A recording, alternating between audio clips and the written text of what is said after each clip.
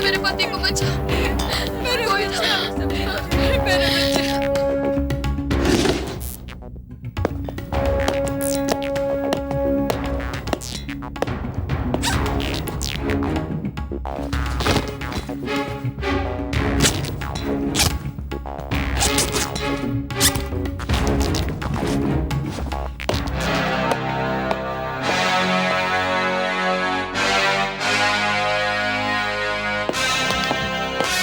हालांकि सासा के हमनी रोक ले बानी, लेकिन हमनी के हाथ ऐसा कोनो सुराग ना लगल जैसे हम वो टेररिस्ट के अपने गिरफ्त में ले सकें। और फिर वो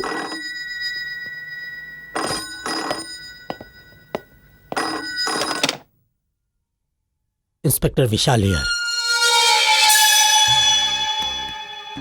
शहर में बहुत चर्चा चला था तारा करनामा के mister Vishal. TV channels, press conference, media तो एक दिन में ताके हीरो बना दलस डिपार्टमेंट के। हाँ, थैंक यू। जान सके नहीं कि आप क्या बोला था नहीं। ऑफिसर, हम ओ हैं जेकरा सारा काइल धइल पर तू पानी फेर डाला। हमार बरसों के मेहनत तू मिट्टी में मिला डाला। अपना चतुराई से बहुत से लोग की जान बचा लाला तू। हाँ, और सुना, ताके जन करे के रह कल हला। अपना जान के बाजी लगा के तू अपन ड्यूटी तो निभा लाला, मगर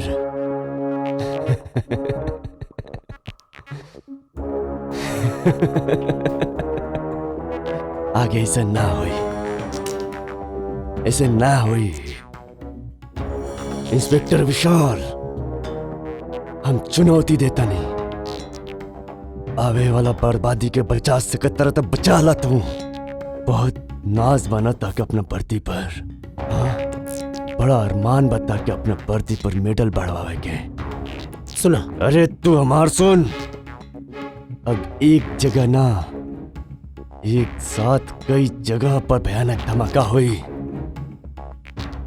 अब 100 तो सुना, हजारों लोग एक साथ मरे, हजारों लोग। हम देखा था नहीं कहां कहां जीवत तो और तार कानून के बची बात। इंस्पेक्टर के थक जे बना तो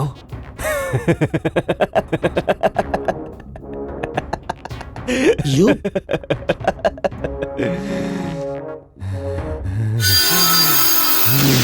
hello hello hello damn it. Sir, ये नंबर से फोन रहा। इन नंबर से? कम ऑन, फॉलो मी।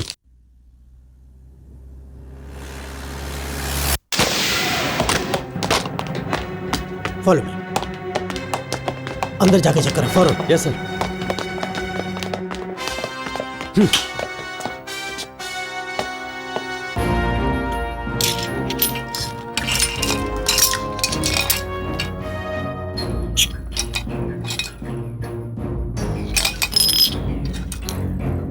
अरे बाप रे सर, ये तो क्यों ना मिलल? ओह नो, लागत है वो अपना मिशन पे निकल चुकल बा। कॉल करनी। तू एक काम करा, सब रेलवे स्टेशन पे तू रेड अलर्ट डिक्लेयर कर दो। धवन, तू बस में जाके चेक करा फौरन। ओके सर।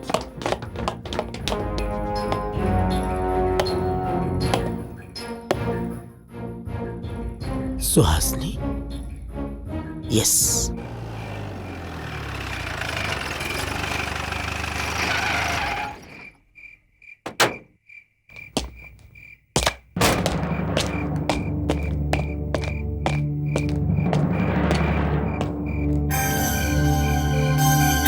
सुहासनी, कहाँ बाड़ू तू? कहाँ बाड़ू तू सुहासनी? हमके तोहर मदद चाहिए। देखा, आज मासूम और बेगुनाहन के जान खतरम बा। सुहासनी, हम तोहरा से मिले अलबानी। हमके तोहर जरूरत बा सुहासनी।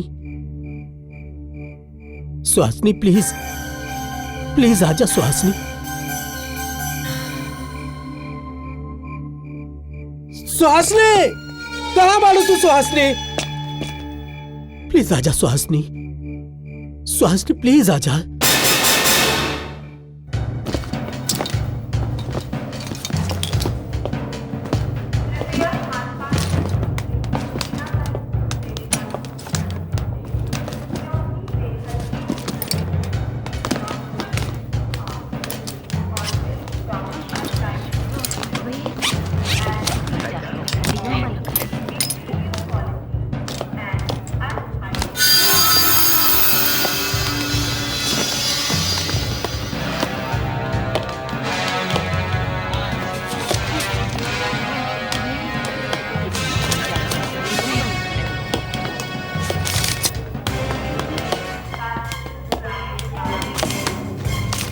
हो गया है?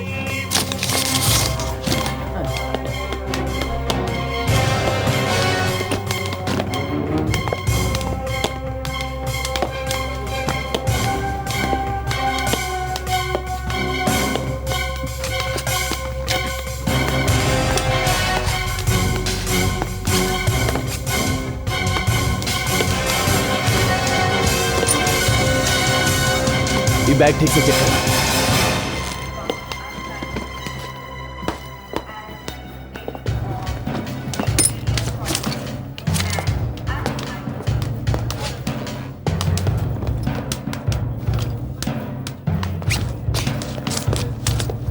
जा सकता रहा तू।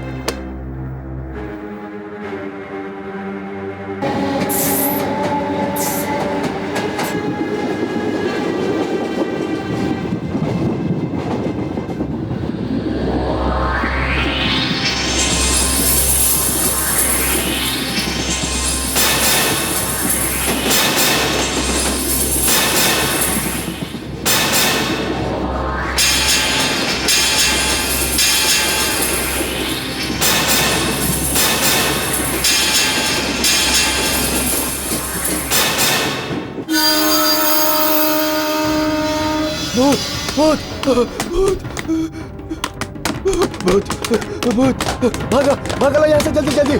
भूत भूत, भागा भागा, भूत देख लिया।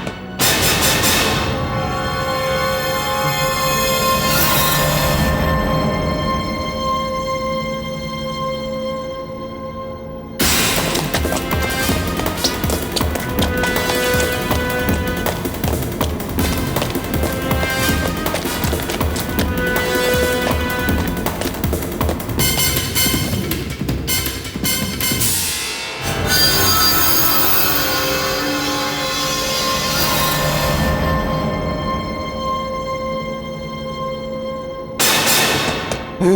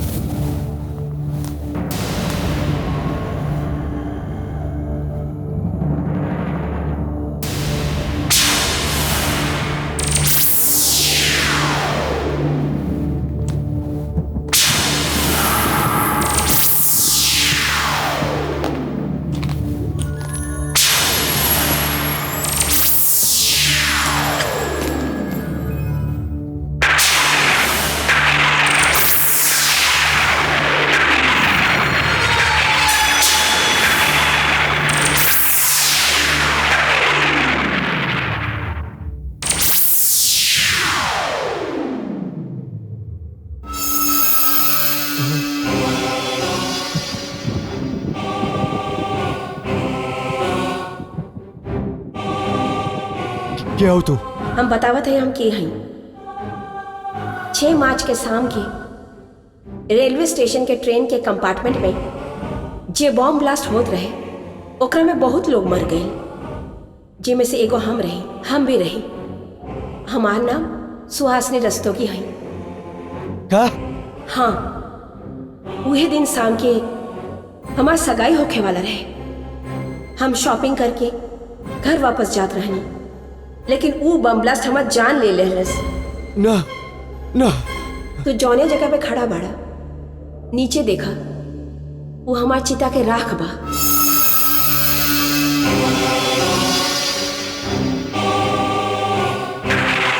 हम अपन माई बाप के इकलौती बेटी रहलो। कितना अरमान रहे उनकर दिल में हमार खातिर, और हमार भी कितना अरमान रहे। हम अपन जिंदगी की 21 साल पढ़ाई लिखाई और मेहनत में गुजार देहलू अपन जिंदगी के सवारे खातिर, लेकिन तू तो हमार 21 साल के सपना के पल भर में चकनाचूर कर देहलस। का बिगड़ले रही हम केहू के? का दुश्मनी रही? तू ऐसन काहे कैला? काहे खातिर? हाँ हम बदला लेनी। हमार घर जला दहल गए,